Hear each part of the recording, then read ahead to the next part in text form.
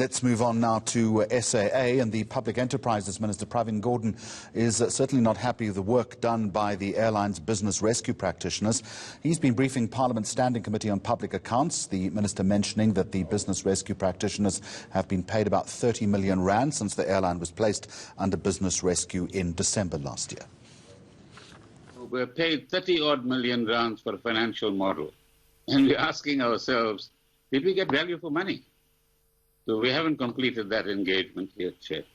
So in conclusion, let me say that it is quite astounding that after all the interactions we've had today, Mr. Dongwana still says to you as a committee, says to the South African public, despite what the Act says about their responsibilities, that the business rescue plan will be done for a wind down.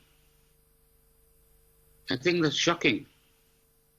Instead of saying we will do a business rescue plan that presents 2 or 3 options on which we will consult the relevant players, which the Act requires us to do, and then decide what's the optimal option, and then we will be, as government, in a position to say we can support X or not support Y financially, then make your choices. But here there is a determination to produce a business rescue plan for a wind down without presenting options to us. And I think as a public entity and a public forum, there's some additional accountability that is required.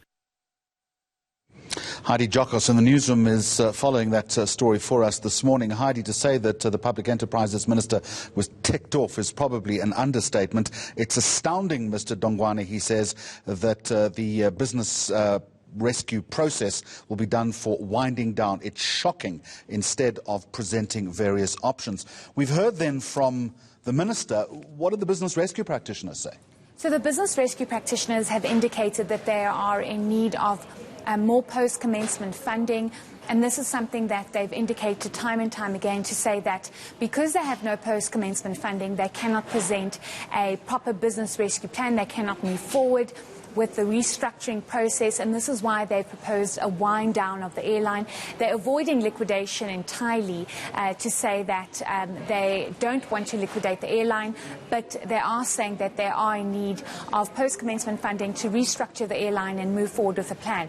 But the Minister of Public Enterprises is not happy with what has been put on the table. The Minister says that the only option that's been put on the table is to restructure, to retrench the entire workforce, and to not and to wind down and to sell off assets. The Minister says this is not good enough. But for the very first time, we're actually hearing from the horse's mouth the business rescue practitioners that have been appointed to rescue SAA. Let's perhaps listen to what one of the business rescue practitioners presented in Parliament yesterday.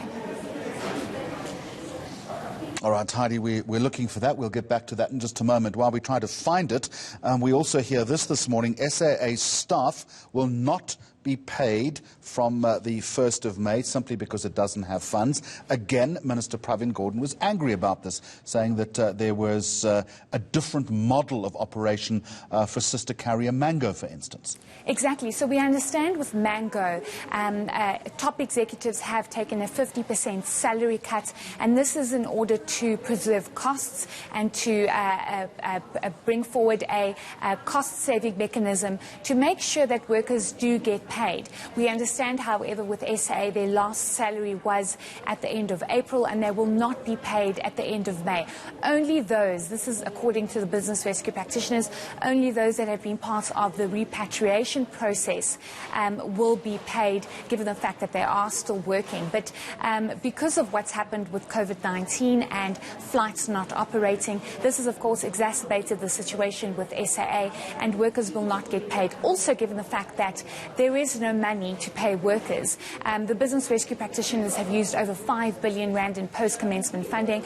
Part of that, they have indicated, is to pay the massive wage bill at SAA, but unfortunately workers will not get paid. They are trying to implement some kind of cost-saving mechanism to see if they will be able to bring some kind of money to pay salaries. They're not sure when or how, but the Minister has instructed the business rescue practitioners to make sure they come up with with a proper plan that the department can consider to fund. For now, they're saying they will not fund the retrenchment of the entire workforce or the winding down of the airline. All right, we'll leave it there for the moment. Heidi Jokos in the newsroom. Thank you.